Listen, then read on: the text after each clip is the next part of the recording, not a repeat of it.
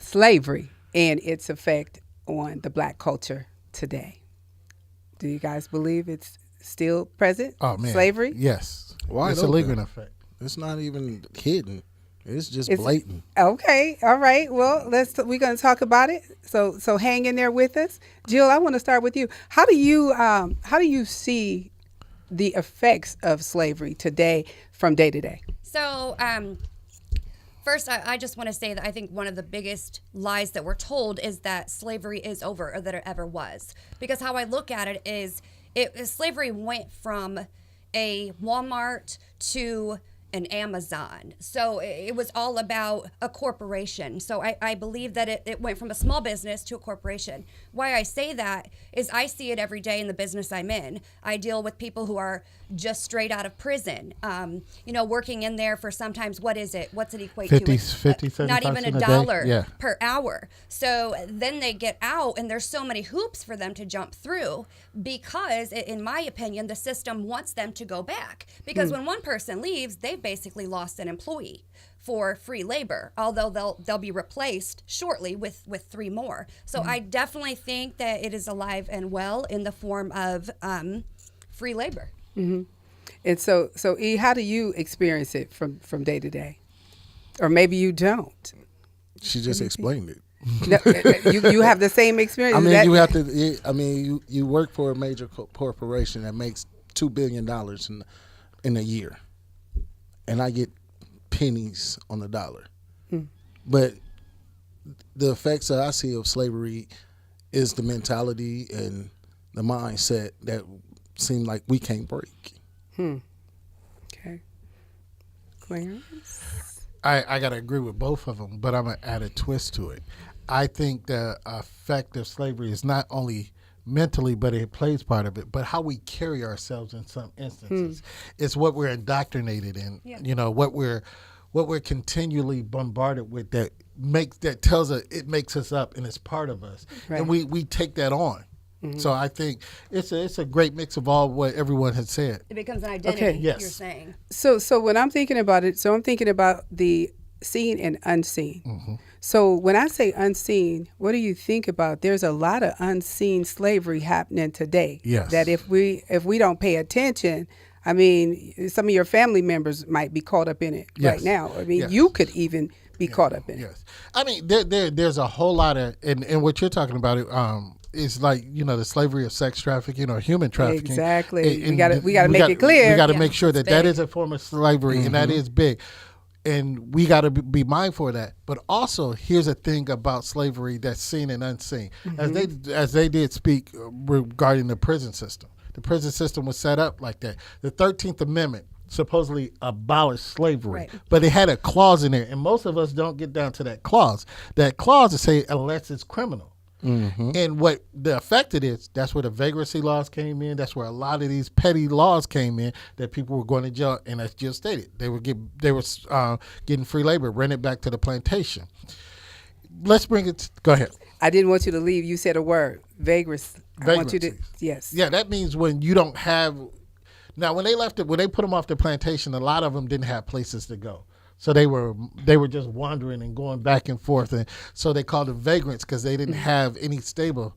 So let's give them a stable place to stay. Let's put them in jail, and put them back Almost to like work. like and they homeless, and where it was popular in Louisiana, Mississippi, and they rented them back to the plantation. Okay.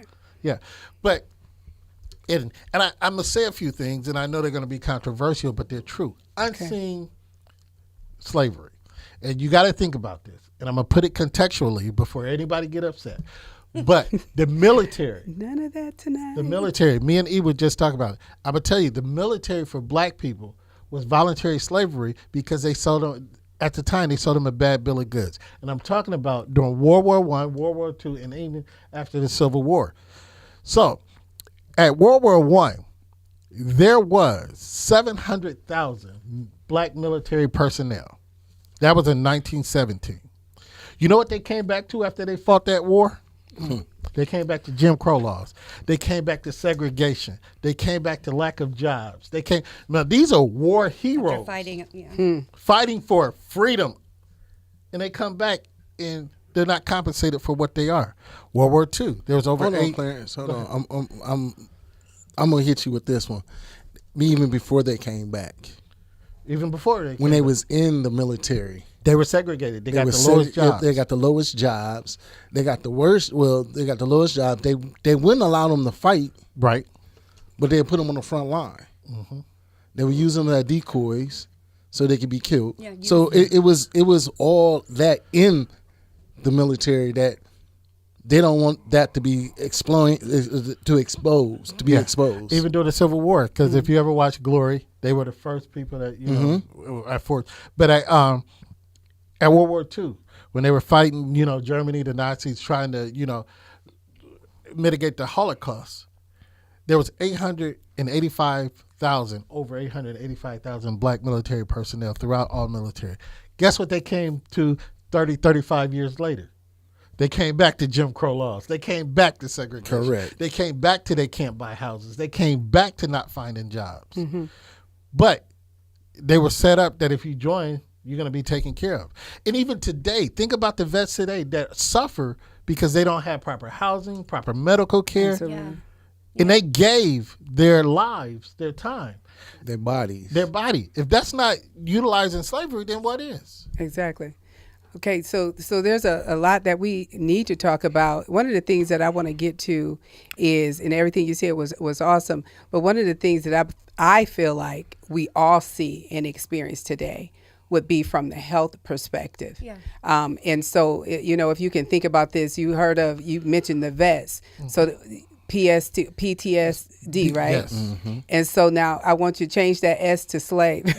I got you. You see where I'm going? Instead of stress to slavery. I got you. Exactly. So we are all subject to this from a daily perspective. So let's look at this from a healthy perspective, dealing with health. But one of the things we say is without mental health, there is no health. Yeah. That's true. So let's think about it from a mental perspective. Jill, I want you to speak to this. So we all know, even without a PhD, that nobody is immune to mental illness. However, there was something called the immunity hypothesis. So from 1700 to 1840, there was a gentleman who, I believe he was some kind of a medical director in Virginia. He said that black people are completely immune to mental illness because they don't own property.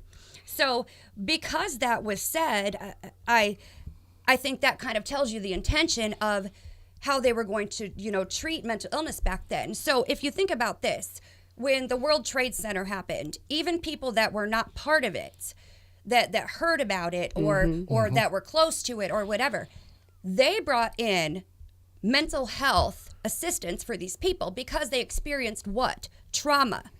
Trauma is a feeling that you get from something that happened that was devastating and detrimental.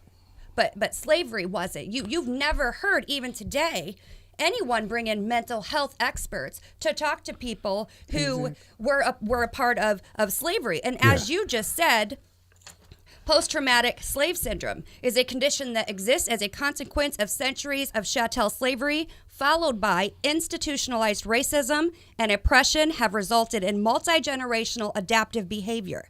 So that is absolutely a real thing. And I don't think the mental health was addressed then. I don't think it's addressed now. Exactly. Yeah. And toxic stress goes along with that, which comes from your environment. And so from day to day, and that's why I said we all experience that in some way. And so dealing with deep emotional wounds, a lot of times today, people laugh at us. So if you're emotional, right, especially men, and a lot of men want to hide the fact that they may be emotional. Yeah. But a lot of that stems from that environment and comes from that history. So that all falls in the trauma. Can I hit on something before you leave off that? Because Jill said something. She said that they didn't say black people could feel mental illness because they didn't own property. How could property own property? Explain that. It made no sense. I think it was just a way for somebody to say, to just, again, discredit black people and act like they were inhuman. Right. Yeah. But also with that, though, if we're going to talk mentality, I just want to plug something in real quick. And we talked about this last night. And the debate is the Willie Lynch letter actually a letter, a speech, or whatever? Is it really true? Whatever, what have you? But be it true or not, if Willie Lynch was the actual person that wrote this speech, did this letter, be it true or not, can you not tell me that that we as a black community have adopted and accepted a lot of that behavior that described in that letter? Yeah. We were just talking as we coming on. We either team light skin, team dark skin. We either team good hair, team nappy hair. I mean, come on. And this is how we talk about each other, and we Yes. pit each other against each other. But more than anything, I mean, when you mentioned the Willie Lynch letter, what really stands out, and you can speak to what stands out to you. What stands out to me is the breaking of the Mandingo man, the Yes. strongest man, Yes. or strongest slave. Right. So breaking him down in front of everybody else. That's kind of what they do in the prisons. Seems like, That's what they do to today. black leaders. That's what they do to black leaders. Absolutely. So Well, breaking see- them down right in front of us, so that you know what not to do, etc. So that was one of the things that stood out to me, and of course the light skin, Yes. dark Well, skin. the biggest thing that set out to me is the breaking up the home. Once you break that home up, Yes. once you pull that man out that house, once you pull that stronghold out of that house, now I can infiltrate and do whatever I feel like I want to do. Yeah. Right. Because I'm pulled that strong black brother out of that house. I'm broke your family all the way up. So being that I'm broken up from my family, and it is to this day, it still lies the same. And I hate to say it, with the medical, with the stuff from the government, when Welfare system? welfare, Yeah. you know, they broke up the home. So if I break up the home, I take the strength out of the house. And I control the home. I control the home, and I mean that was deadly. I mean, they use it so well today. Right. And something too that I think of is, you know, the events that I talked about. Those are one-time things. Slavery lasted how long? How long did it last? Did I it mean, end? you're talking. Did it but- end? You asked the question, and we all just I think- you heard crickets, right? Yeah, we like But I did it mean- end? What did it end? in a The analytical formalized, sense. the formalized slavery. Right. My Yes. point is, it lasted hundred. I mean, it just kept going. Yes. So, another thing that I found is it's this called epigenetics. So, epigenetics is basically when someone has so much trauma that it can actually be passed down in their genes Yeah. to, you know, other generations. So, for somebody to say, well, you don't have mental health issues or you don't have this because you didn't live through slavery, your ancestors did. Yes, all of that is passed down. So that was an interesting word. It was, and it's funny you said that, because I was talking about. I mentioned that to Clarence, and just curious. I want to say real quick, it's interesting how much there is to know about our history. Right. So in that, why do you think it's important for Black people today to know about their history from yesterday? So even starting with just this simple thing, our names. Right. So a lot of people, they don't understand, why won't we let it go? Well, a lot of times it's just because we still don't know. Right. We're still trying to find the answers. It's almost as if we were adopted. And so we're walking around here, we don't really know our true heritage. true. And we don't even really know our last names. Right. And so most white people, they know. They At can go least back they 3, 4, or 5 generations. They can go back. And so, I'm looking and doing the research, and I find out my mom's maiden name, which is Williams, was one of the names that they put out there for you to pick. Yes. That was one. Washington was one. I think it was Jones or whatever Smith. it was. Smith was one of them. And and so there were certain names that were just common for people to pick. And so after the emancipation, they had to pick a name. Yes. Or you had to you was going to be stuck with the name you had. Yes. But it's just interesting to me that that's one of the things, and people don't understand why we need to know. We do need to know our history. Yes. Well, if And- you to know your history, you can understand your future. That's first and foremost. Second of all, if you know your history, you can stop it from repeating itself. Right. So if being that we don't know our history, so we just falling in a cycle of repeating this, and we keep fighting and staying in that cycle. And it's just a cycle. So if I don't know what you did to me in the past, I can come back and do it again real quick to you. And so another thing, what we're talking about is the effects of slavery on the black culture today. Yes. So watch this. So think about the prison system, and I know you mentioned it briefly, but think about this. So at some point back in the day, they had what was called convict leasing. Yes. And so I They still was do blown away. Exactly. Because I didn't realize that they were actually leasing out slaves for $9 a month Yes. to these companies, and they can make tons and tons of money off these people because free labor Right. Right. To rent. Mhm. Right. to rent. So that was one thing.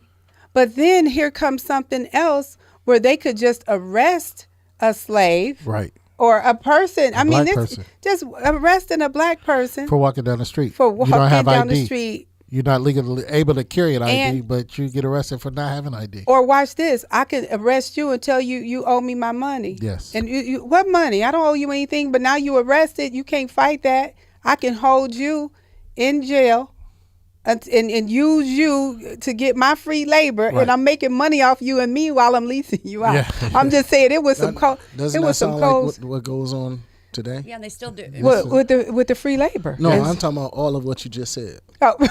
Oh, Yeah, get arrested. okay. Yeah, I get got arrested you. for any reason. Getting arrested for any. I'm Okay. walking down the street. I'm black, and it's funny how they could give a whole description of a black person, and I'm walking down the street, and I automatically fit that description, even though plainly my beard is white as all out get out. Right. And they could say the person had a beard. Yes. All right. Well, at the end of the day, guess what? My beard is white. Yeah. They would say my beard is white, but Yeah. being that I have a beard, guess what?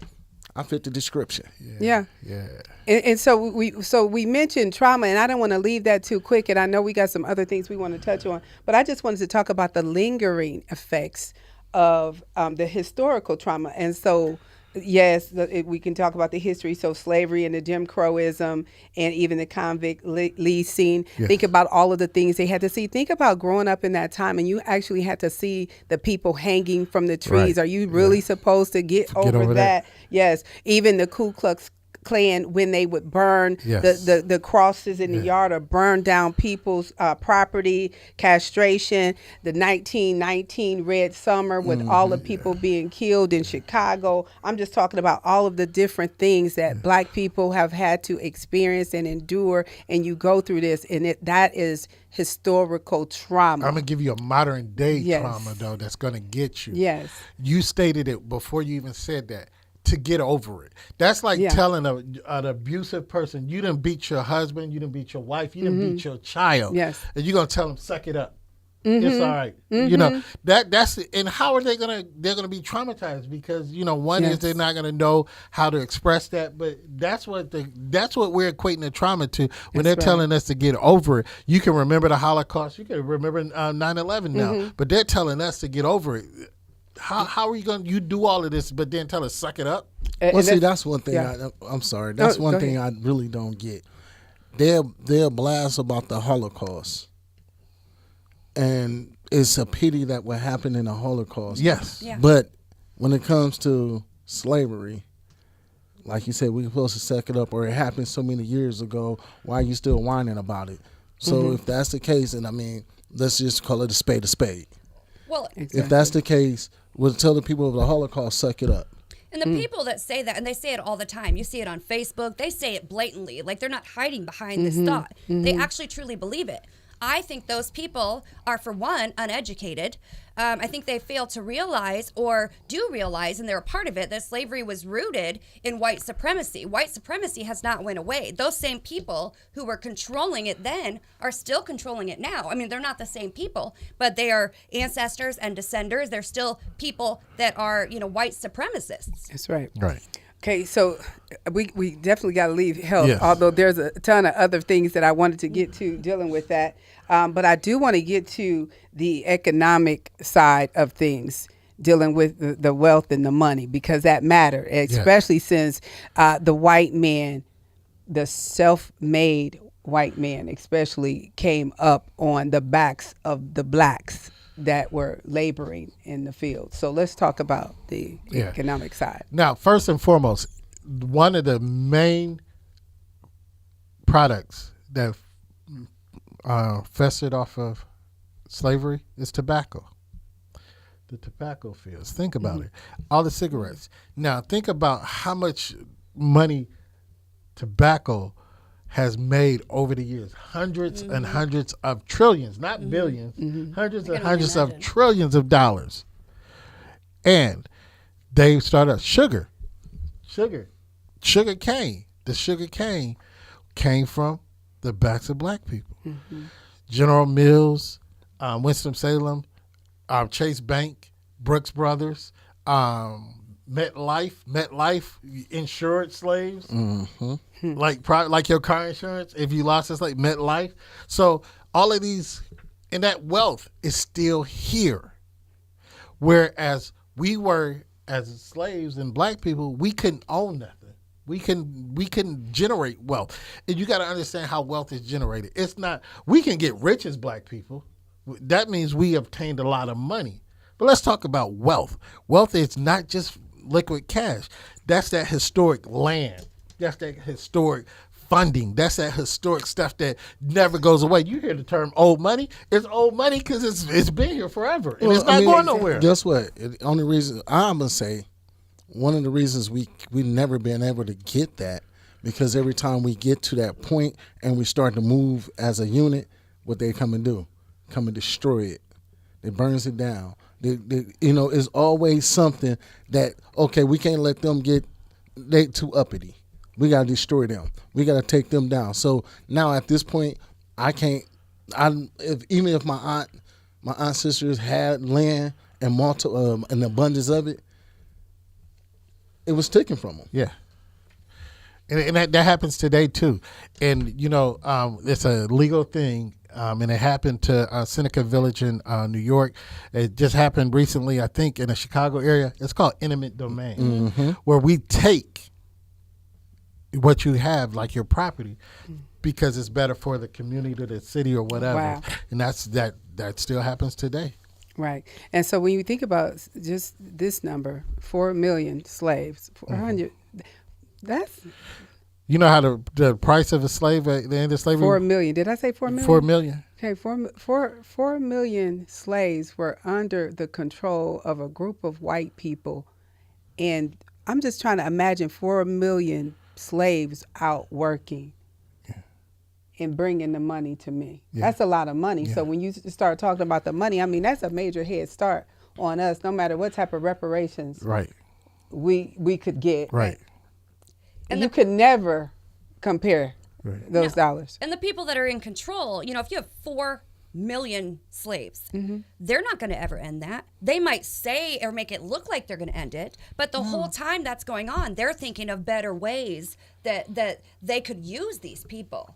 And you said better ways to use these people, those people, and so they're gone on. But that's why I'm saying, and that's why it's really relevant that we get this out there. I mean, I know you hear about it, but it's really serious, the coercion and all of the other things that's going on.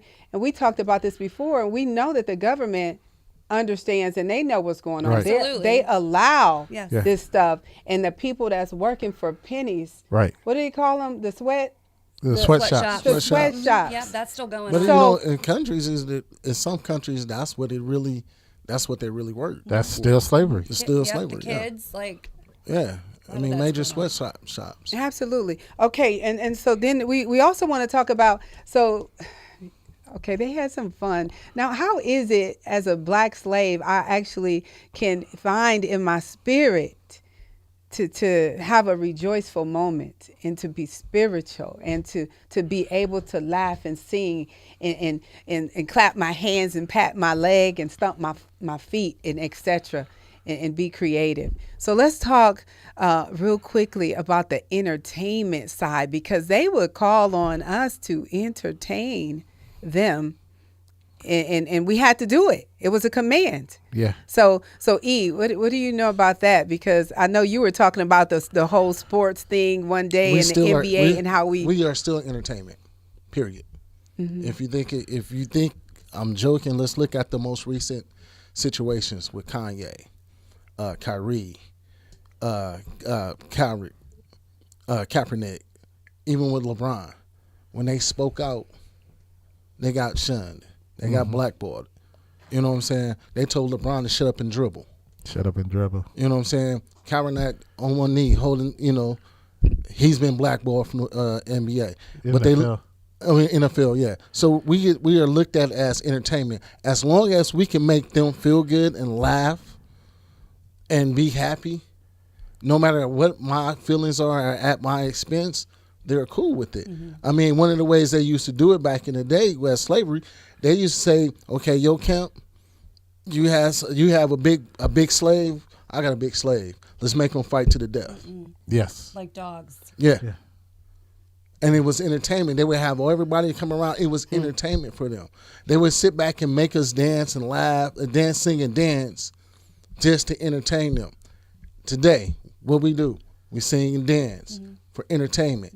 They might give you a little bit more money now, but being that, okay, I ain't gave you $10 million. Yeah, but I'm making $100. I'm making $100 million off of what you are doing, but you can't say nothing. You can't speak up on nothing, because if you do, I'm gonna take that from you. Yeah. And we as a black culture don't understand. Okay, you ain't gave me $100 million, and gave you $100 million, gave you $100 million. They might have made 6, 7, 8 billion off of that, but we could pull our money together and say, okay, we're going over here. We're gonna stop being your entertainment and start our own. Yeah. Right. Okay. So, and obviously we cannot leave this subject without talking about education. So we understand back then, that's what just blows my mind. Back then we couldn't read. It was, certain people would teach certain slaves how to read, etc. Even some of the masters would. So don't you find it kind of strange and heartbreaking that nowadays we can read, we can open a book as often as we want to, and a lot of us just choose not to? No. I'm just saying and I understand what you're saying, but it's sad that we will. And what's the old adage? You want to keep a secret from a black man? No, that's not the adage. You gotta say it right. What is it? You gonna do the one with the boot? No.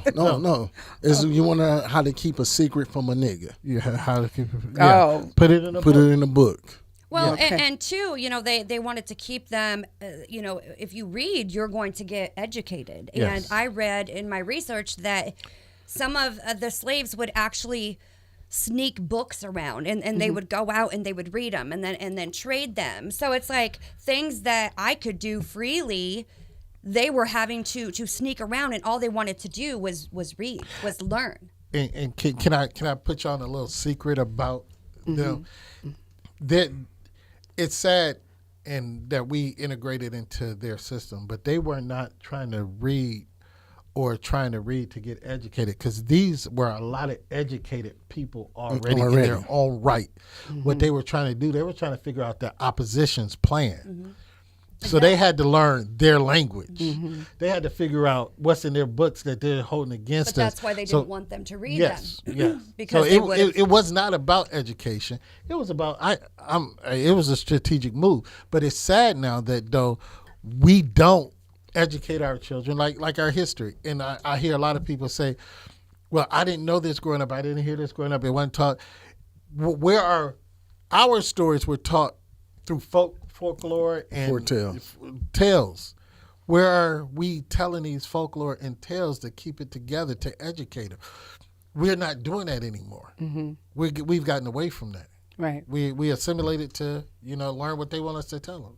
Right. So where we are now today and understanding this and knowing all the things that's around us, how can we help us? What do we do to help us today? To help the next person understand where we are today? I would just say, remind them, keep it fresh in their memory. You got to keep it prevalent, because once we let it die. But they don't want to hear it. People saying once we stop let it talking die, about it. Once we let it die, it's dead. So you're saying we have to keep We it. have to, because if we forget, they don't care. They're not going to pick it up. Right. And here's the problem. You cannot get over something. You cannot forget about something that has never been addressed. There are so many issues. 50% of women that are raped end up with PTSD and need severe mental help. Look at all of the women back then and some of the men who were raped over and over and over.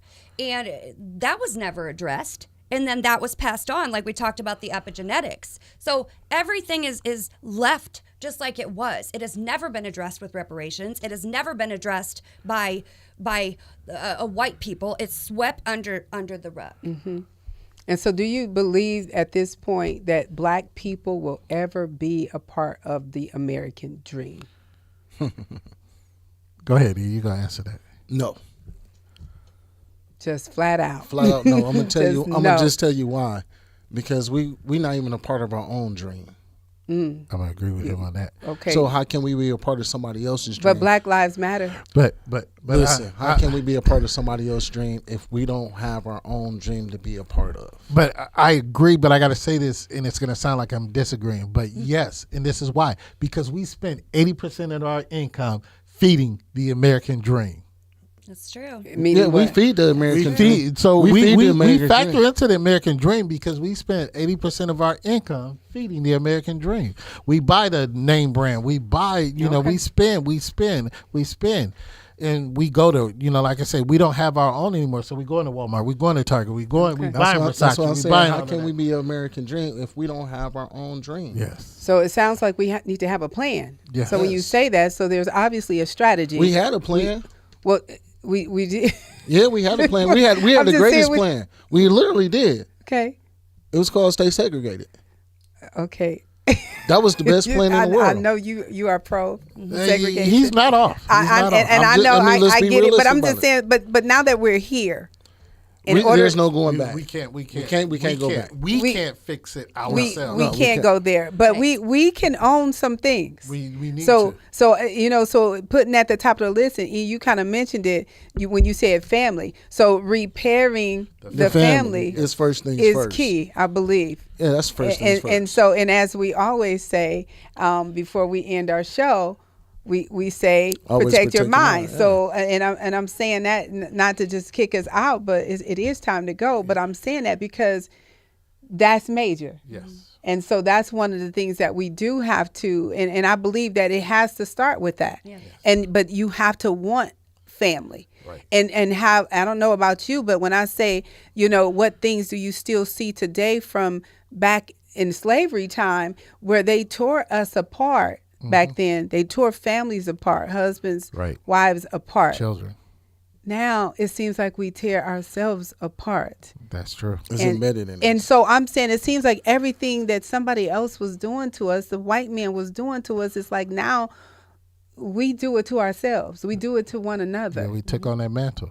And so, and that's so that's the effects of trauma. Yeah. So when you experience things It's called like Stockholm that, syndrome. and that whole epigenetics, and that's what I was telling him. So things are so deep in your environment, those experiences, that you become traumatized to the point where you begin to live this thing out. Yeah. And that is what we are seeing today. Those are the residues and the effects of slavery today. And this is Neutral Voices. Thank you for hanging with us.